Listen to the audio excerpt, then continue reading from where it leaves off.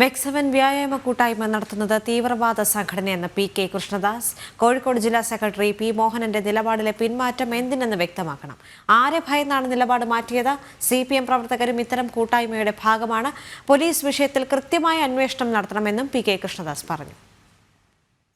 കേരളത്തിൽ വ്യാപകമായി നടക്കുന്ന വ്യായാമ കൂട്ടായ്മ മെക്സവൻ ഇതിനെതിരായിട്ട് ഗുരുതരമായ ആരോപണം ഉന്നയിച്ചു. ഇതിൻ്റെ പിന്നിൽ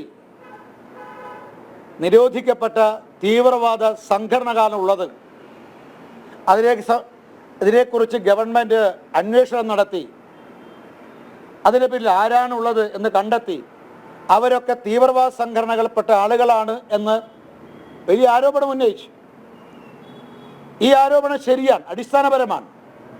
തീവ്രവാദ സംഘടനകൾ സംസ്ഥാന വ്യാപകമായി വ്യായാമ കൂട്ടായ്മകൾ നടത്തുന്നുണ്ട് എന്നുള്ളത് ശരിയാണ്. പക്ഷെ ഇന്നലെ CPMന്റെ ജില്ലാ സെക്രട്ടറി ഈ ആരോപണത്തെ പൂർണ്ണമായും പിന്മാറിയിരിക്കുകയാണ്. ഈ ആരോപണവുമായി മുന്നോട്ട് പോകാൻ മാർക്സിസ്റ്റ് പാർട്ടി സംസ്ഥാന നേതൃത്വം തയ്യാറായിട്ടില്ല.